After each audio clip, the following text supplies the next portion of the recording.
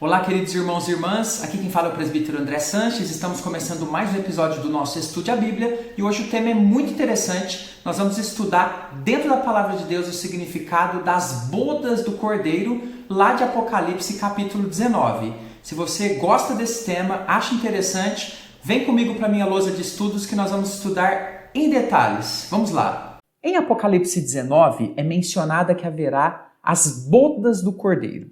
Gostaria de compreender com mais detalhes o que seria essas bodas. A que se refere ali naquele contexto? É algo que será apenas no futuro ou já vivemos as bodas do Cordeiro na atualidade? Vamos então trabalhar esse tema com detalhamento, sempre aqui com aquele nosso objetivo que você já conhece muito bem, profundidade, mas com simplicidade. Então nós vamos começar falando um pouquinho do contexto. Então, Apocalipse 19, nos primeiros versículos, nós observamos que temos ali uma narração ou uma descrição de uma numerosa multidão louvando a Deus com muita alegria no céu. Está lá em Apocalipse 19, versículo 1. Esse louvor tem um grande motivo principal. Deus derramou sua justiça no mundo e cumpriu todas as suas promessas. É claro que nós temos ali ainda promessas futuras a serem cumpridas, conforme depois o próprio capítulo 19, depois capítulo 20 e 21 de Apocalipse trazem.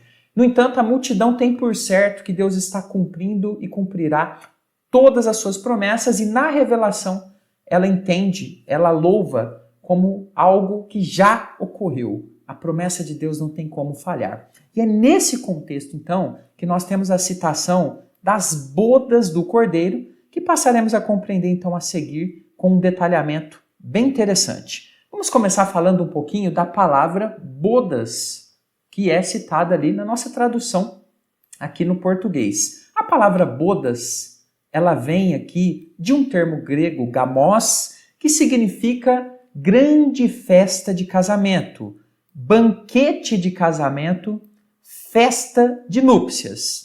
Então nós vamos entender por que esse termo é utilizado, relacionado ao cordeiro. Então fique comigo até o final para que você realmente tenha uma compreensão precisa sobre esse tema. E claro, se você tem gostado ou gosta de estudos bíblicos, venha comigo, inscreva-se no nosso canal. Estou esperando a sua inscrição para que a gente possa avançar cada vez mais. Olha só, vamos entender, para entender essa questão de bodas, primeiramente, como que funciona o casamento judaico. Então você já sabe que as bodas se referem a uma festa de casamento. No entanto, talvez você tenha em mente nesse momento um casamento como é aqui na nossa cultura brasileira.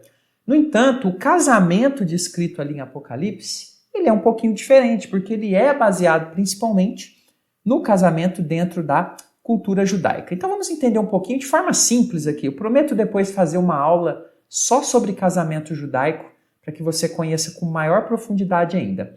Mas assim, em termos gerais, primeiro o casal era prometido um ao outro. Vamos tomar aqui como exemplo a história de Jesus, ou melhor, dos pais de Jesus. Maria e José foram prometidos um ao outro. Diz a Bíblia que eles estavam desposados, noivos, prometidos. Havia então, quando tinha esse prometimento, ou esse comprometimento, um compromisso já formal diante das famílias e diante da sociedade. O casal eram considerados como que casados já. No entanto, não ainda de fato, eles não tinham um relacionamento íntimo entre os dois e também não moravam juntos ainda. Mas diante da sociedade, eles já eram vistos como um casal. O tempo passava então e havia um tempo de preparo que podia levar alguns anos.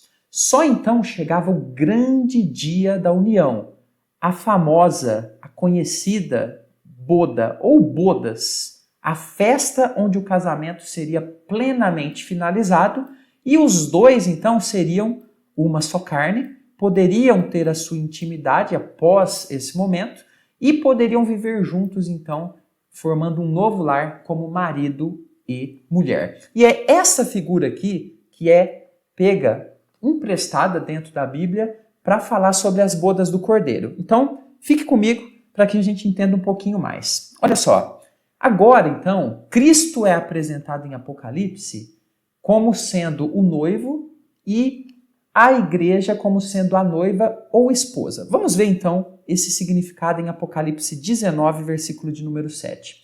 Alegremo-nos. Então, a multidão que eu citei lá, versículo 1 do capítulo 19, continua falando. Alegremos, exultemos e demo-lhes a glória, porque são chegadas as bodas do Cordeiro. Então você já sabe o que são as bodas, ok? Que é a festa de casamento. Agora, por que bodas do Cordeiro?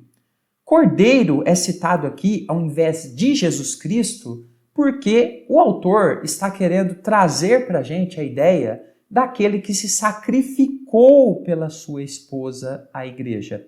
Por isso são bodas do Cordeiro, aquele que morreu em favor desta noiva. E aqui o texto diz então, cuja esposa a si mesma já se ataviou. Não se estranhe, né, da palavra esposa aqui, porque a noiva também é chamada de esposa. Como eu disse, a base aqui é a cultura judaica. E na cultura judaica, a noiva também já era considerada esposa por causa do comprometimento de todas aquelas fases que nós estudamos anteriormente. Então observe que interessante. Ataviada, ela está arrumada para esse encontro, para esta festa tão especial. Mas não é só isso.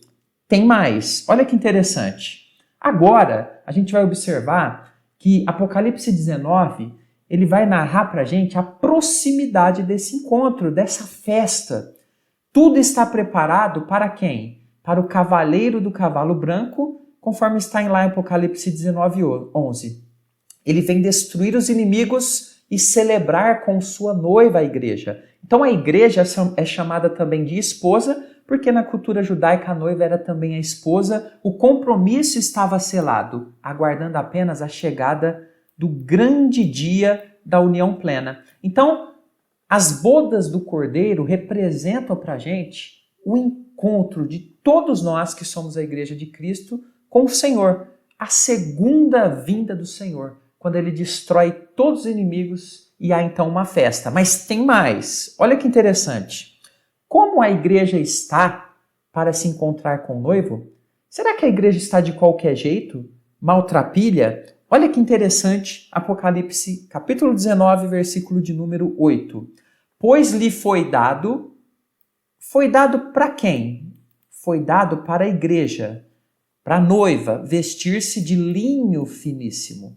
Nós temos aqui um vestido, né, muito fino, bonito, e diz o texto que ele brilha, ele resplandece, né? Possivelmente aqui um branco muito brilhante, o que traz a ideia para a gente da igreja pura, mas não pura pelos seus próprios méritos, pois nós somos pecadores, mas pelo Cordeiro que morreu para trazer essa pureza para a igreja. E diz o texto explicando porque o linho finíssimo, ou seja, esse vestido simbólico, claro, são os atos de justiça dos santos. Então, o vestido está ligado à sua salvação, à salvação da igreja, a obra que Deus fez por ela, que a fez ficar pura para esse encontro. E a noiva, ela ama tanto o noivo que ela realiza atos de justiça, coisas que agradam o noivo. E, para fechar, olha que interessante, e é sempre importante a gente lembrar, não é uma festa para todos. Muita gente acha que vai entrar nessa festa de casamento grandiosa. Olha que interessante o que nós temos agora em Apocalipse 19, versículo de número 9. Então me falou o anjo, escreve, bem-aventurados aqueles que são chamados à ceia das bodas do Cordeiro. E acrescentou, são estas as verdadeiras palavras de Deus. Olha que interessante, esta festa de casamento é para a noiva e para os convidados. Quem são os convidados? Os convidados também, né, é aqui uma figura para os servos de Deus. A noiva e os convidados são duas figuras diferentes para o mesmo povo, aqueles que estarão nessa festa maravilhosa. Então, se você ainda não faz parte deste grupo, entregue sua vida ao Senhor Jesus, porque será uma festa incrível, abençoada, mas não será uma festa aberta a todo mundo, somente para os salvos, somente para aqueles que entregaram suas vidas ao Senhor Jesus Cristo. Queria deixar para você aqui, antes de fechar, um presentinho, ok? Aqui na descrição do vídeo e no primeiro comentário tem uma aula gratuita do nosso curso Conheça a sua Bíblia de capa a capa, para que você possa aprender a Bíblia começando lá de Gênesis, ok? Se faz sentido para você, entre lá, curta também o nosso canal. Se você puder se inscrever, agradeço de coração, né? Prometo entregar muito conteúdo abençoador para você. Deixe o seu curtir também e deixe um comentário com alguma dúvida para que a gente possa gravar mais vídeos. Fica com Jesus e até o próximo estudo.